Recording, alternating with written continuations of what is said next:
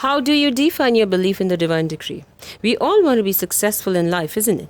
But are we prepared to face all the hardships without overreacting or breaking down? Assalamu alaikum.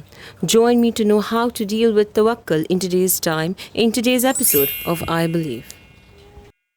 As we all know that the angels were created only to worship Allah. That means they have no other job than to praise and worship Him.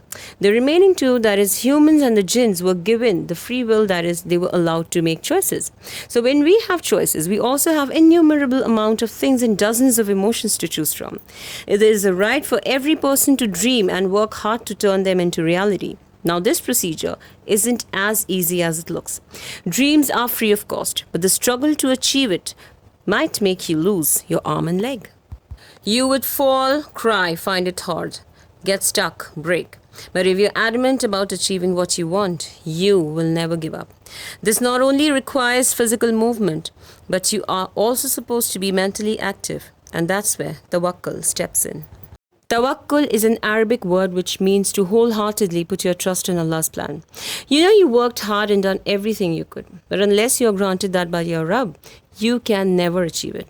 If it is meant for you, it'll always make its way towards you, be it your relationship or an important assignment. Remember, anything which looks impossible and tough is always easy for Allah. He could make it possible because only He can and I can't, and so can't you. Remember how Musa a.s. along with the entire group of believers that were chased by Fir'aun and his strong army did not hesitate once as to what will happen to them when they were blocked by the huge sea. But Musa a.s. knew that he will be saved because Allah will do it for him. And that's what happened. The moment he struck his staff in the sea, it parted and made way for Musa a.s. and his followers, while those behind him were all drowned. Then remember how Ibrahim a.s. stood firm on calling people towards one God and how he alone fiercely faced his entire clan and rejected idol worshipping, as a result of which he was thrown into fire. But Ibrahim a.s.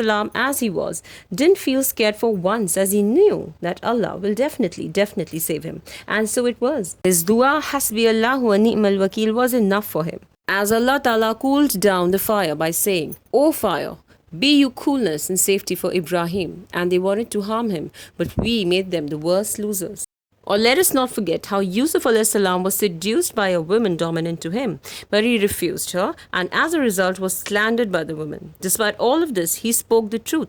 He had the tawakkul that he will be free. And so he was. His innocence was publicly proven when someone from the household witness spoke in his favor. He was not only acquitted here, but also went on to become one of the chosen prophets of Allah. These are a few of the examples of the prophets and their trials regarding tawakkul, and there are many as such to have faith in. They prove how, being in the most dire situations, they had faith that Allah will help them out. Trials have always been the source of either success or destruction in every era. When the prophets weren't excused of them, how are we supposed to be? To be in the most awkward of circumstances, knowing that it is difficult, tough, challenging, complicated. कि कैसे होगा? And despite all of this above, the faith कि I don't know how, but Allah will do it for me is the real game changer.